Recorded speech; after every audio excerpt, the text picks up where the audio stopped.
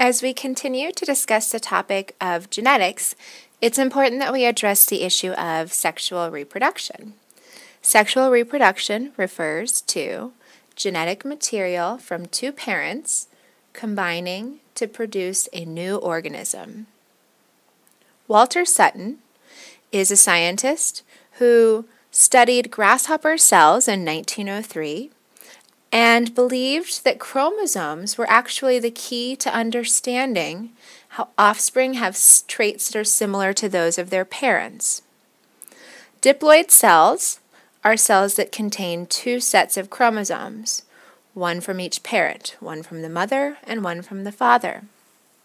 After studying grasshopper cells, Walter Sutton found the chromosome theory of inheritance. In this theory, genes are believed to be carried from parents to offspring on the chromosomes themselves. Sexual reproduction occurs because two sex cells make contact. In the process of meiosis, this is the process by which the number of chromosomes are reduced by half to form these sex cells, so sperm and eggs. Before this process begins, every chromosome in the parent cell is copied. Centromeres, which hold the two chromatids together, can be seen right in the middle.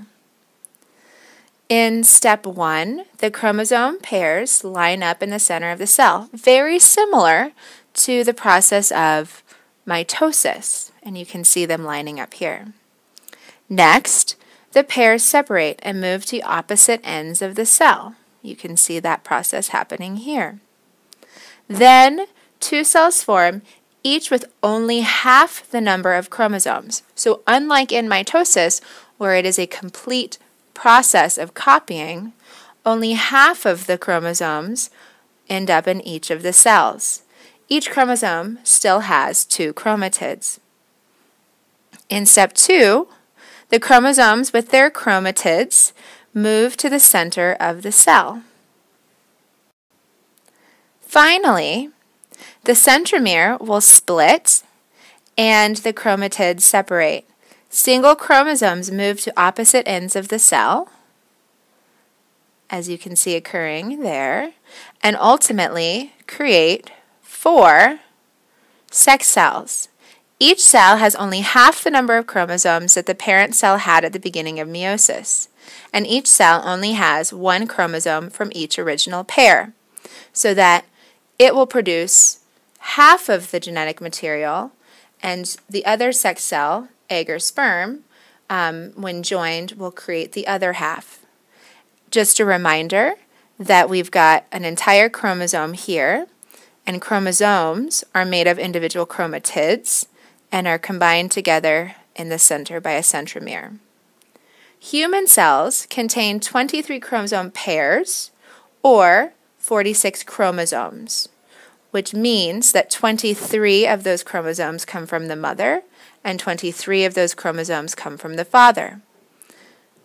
Chromosomes are made up of many genes that are joined together, almost like beads on a string.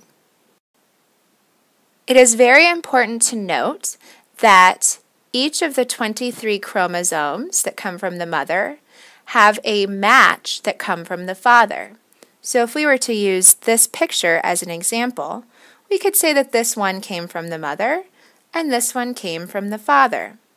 Please note that individual genes line up.